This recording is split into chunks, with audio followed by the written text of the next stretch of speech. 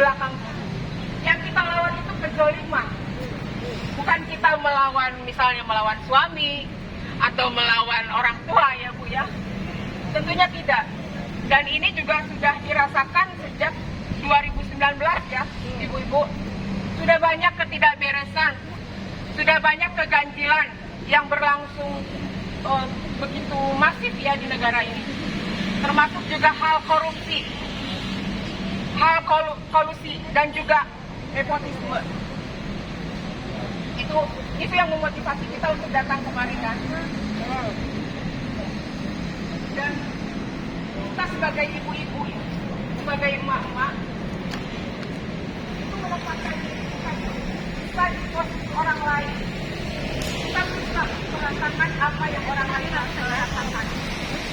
Misalnya ketika ada orang lain yang kesusahan, ada orang lain yang keluarganya mungkin kena PHK, kemudian juga kenaikan harga minyak goreng yang melambung tinggi, posisi orang-orang yang dizalimi, mungkin orang-orang yang semacam aktivis yang menyampaikan pendapat tapi dia dizalimi, ditangkap. Kemudian juga ada orang-orang yang terkena KIPI. Ibu-ibu tahu KIPI? Apa Bu? Korban? Tingkatan dari apa Bu?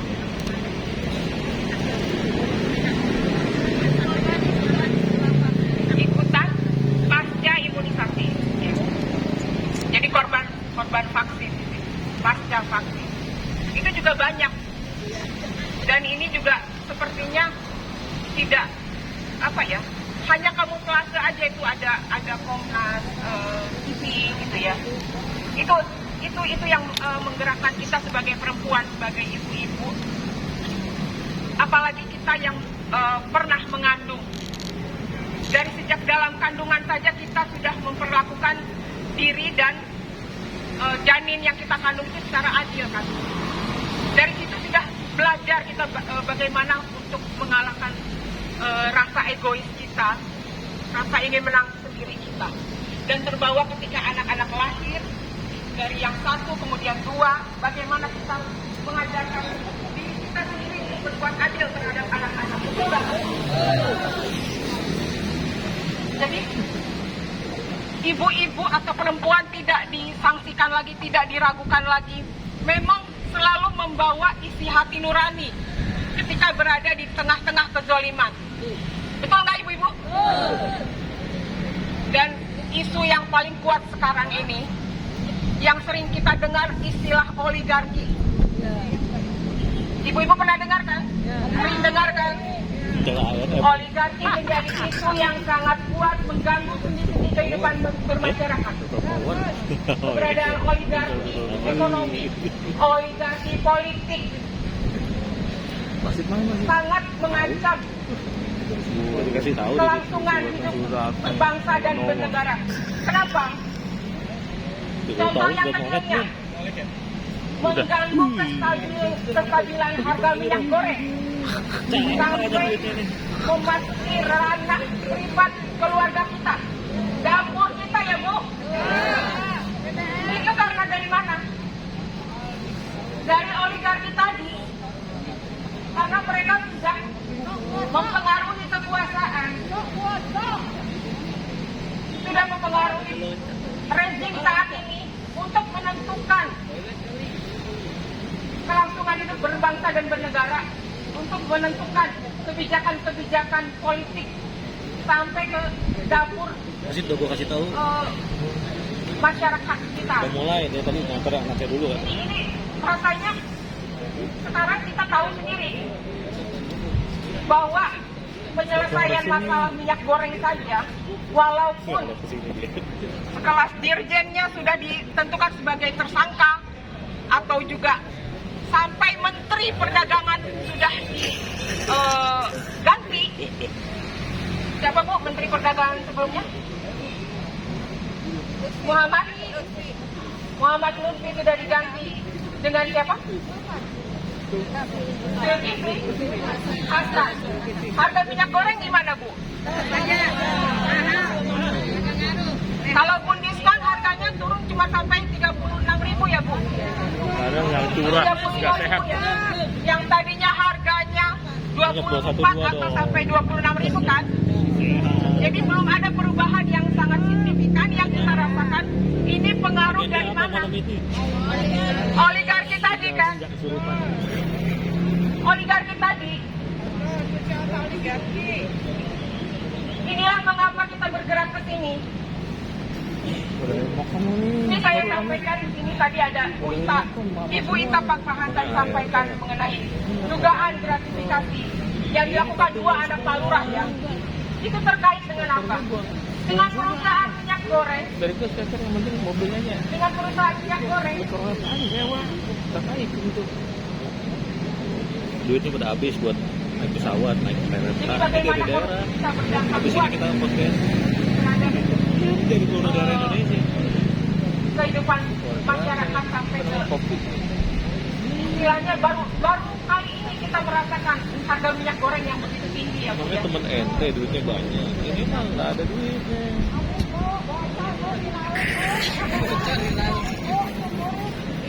Yang pasti bukan kepalanya.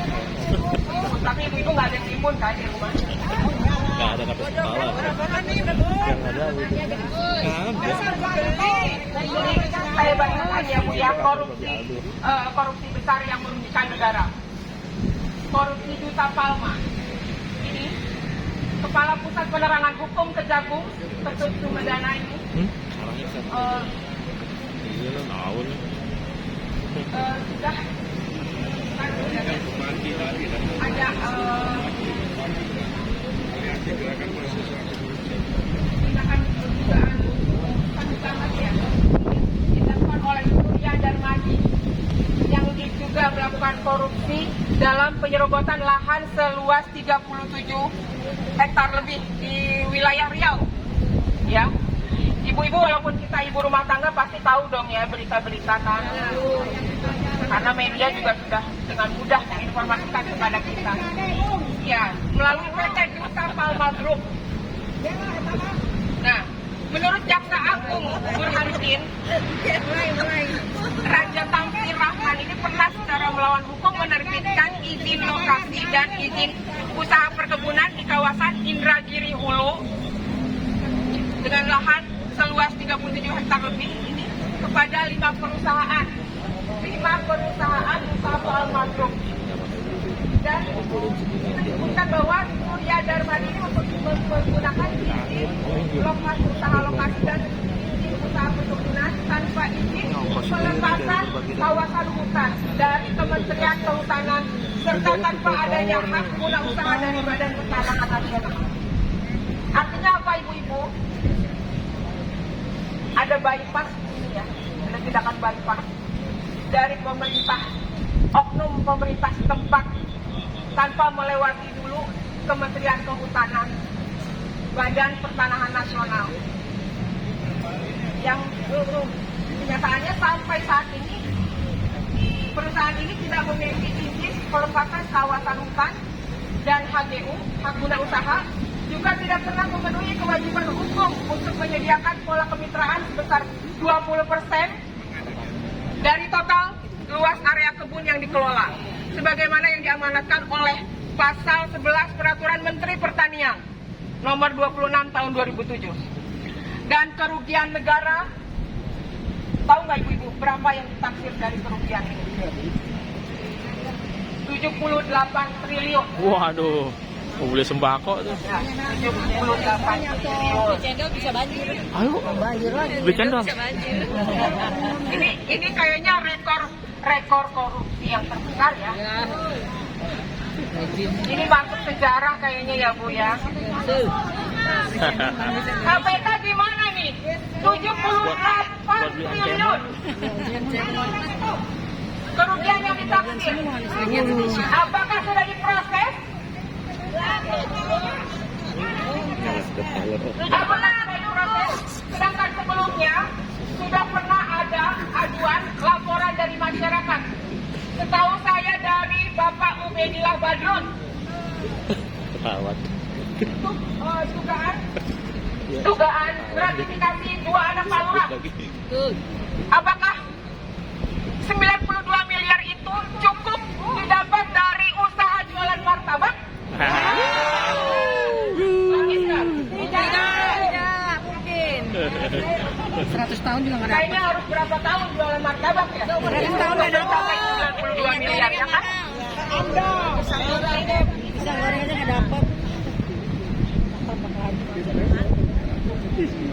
KKN ya Bu ya.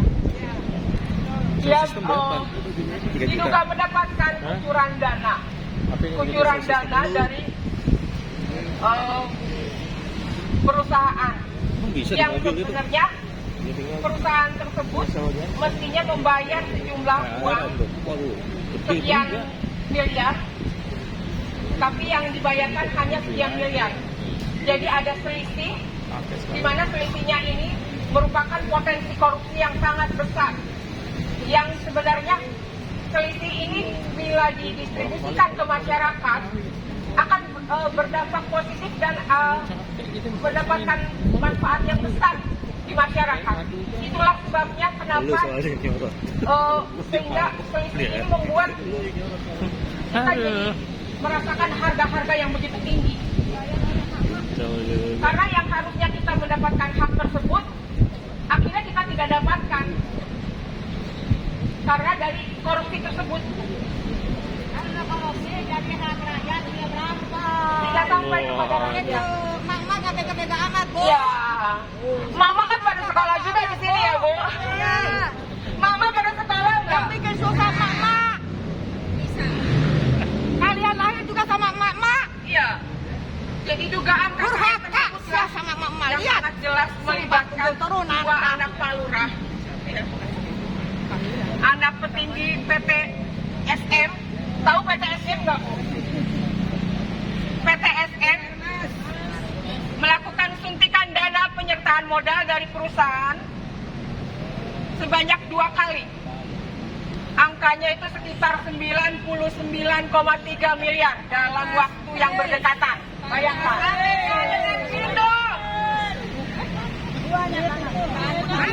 Banyak banget ya.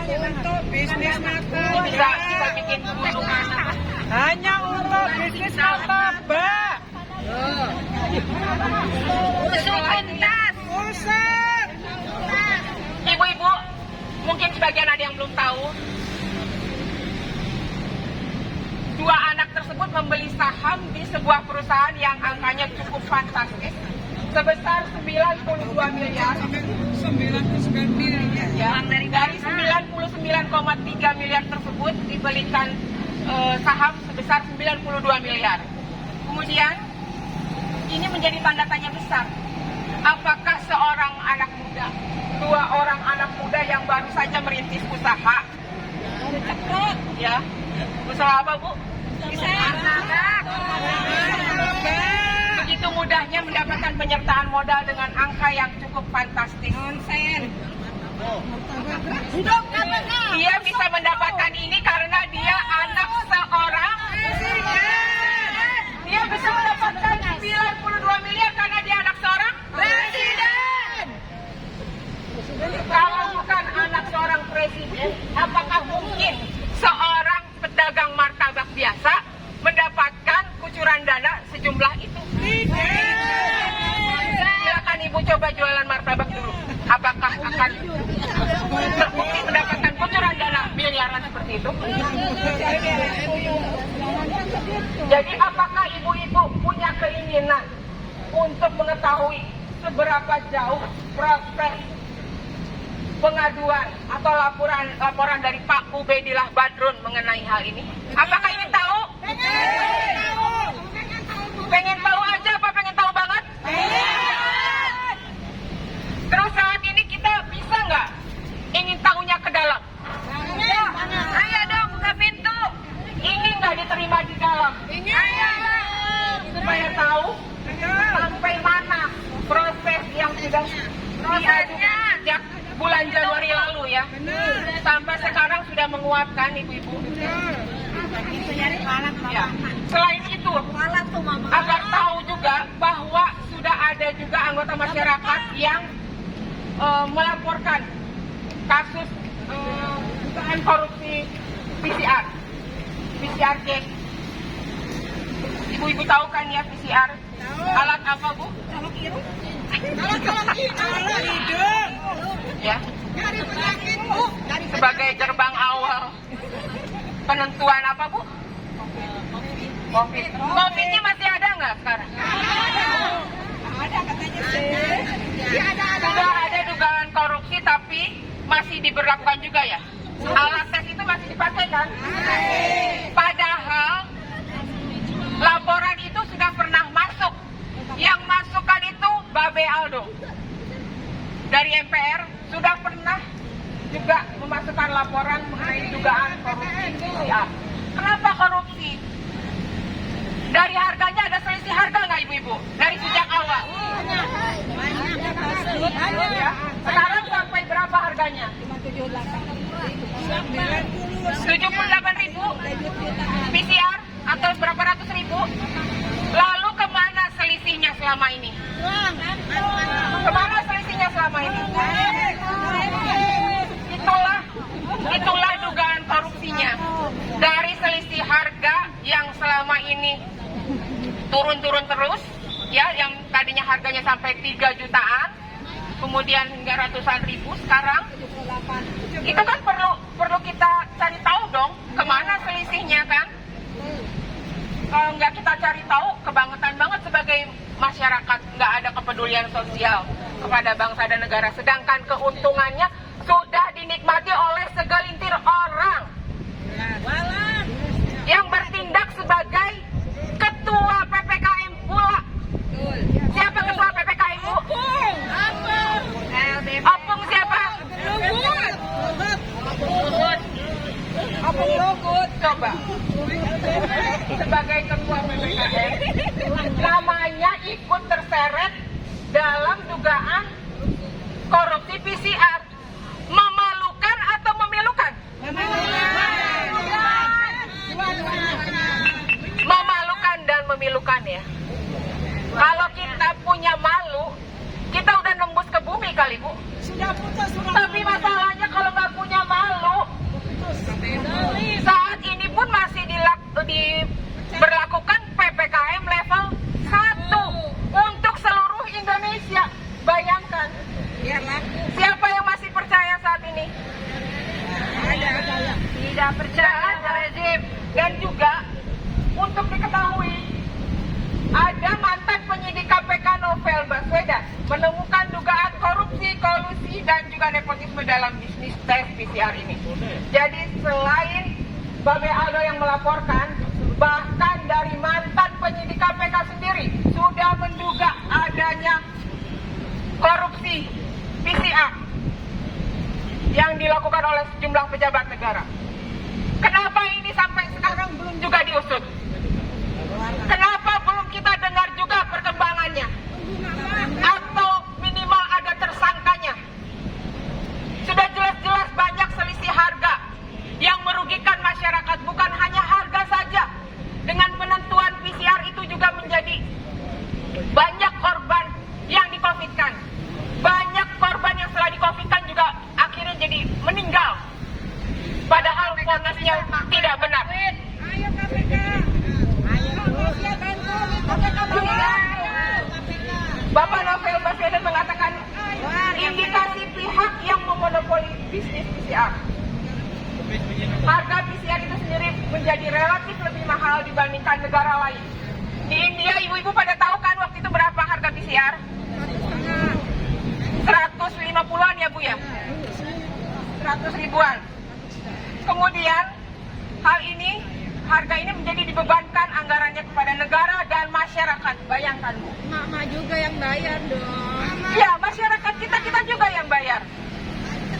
Berapa orang di sini yang sudah pernah melakukan PCR? Banyak tentunya kan? Berapa kerugian yang bisa kita minta kepada negara atas selisih harga yang tidak benar ini? Suatu saat mungkin kita akan mengajukan gugatan kerugian secara perdata atas selisih harga PCR dengan harga yang sebenarnya. Namun saat ini kita memohon kepada KPK untuk memproses dugaan korupsi PCR. Walaupun pelakunya masih menjabat sebagai petinggi negara ini. Dan kami dari KOPI atau Konsolidasi Perempuan Pejuang Indonesia menilai kasus-kasus dugaan korupsi dan gratifikasi yang telah dilaporkan oleh masyarakat ini masih banyak yang tidak ditindaklanjuti oleh KPK. Yang dipimpin oleh Bapak Firly Bahuri, apakah masih memimpin KPK? Dibantu kali sama mama.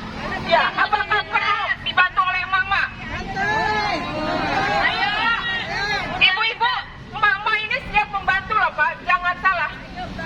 Mama ini juga udah terbiasa melakukan peran-peran sebagai penyidik ya Bu ya. Walaupun mungkin penyidik bagi suami-suaminya sendiri. Kasus-kasus yang diantaranya KKN, pencucian uang, kemudian gratifikasi yang dilakukan oleh 2 anak Pak Lurah,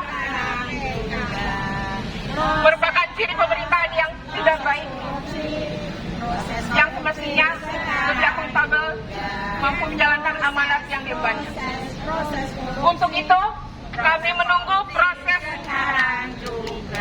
penyidikan yang dilakukan oleh KPK, dan kami akan terus mensupport pegawai KPK, petugas KPK untuk menyelesaikan kasus-kasus korupsi yang telah berembus di masyarakat dan tidak mungkin dipungkiri lagi karena sudah banyak laporan yang korupsi KPK. Demikian, terima kasih.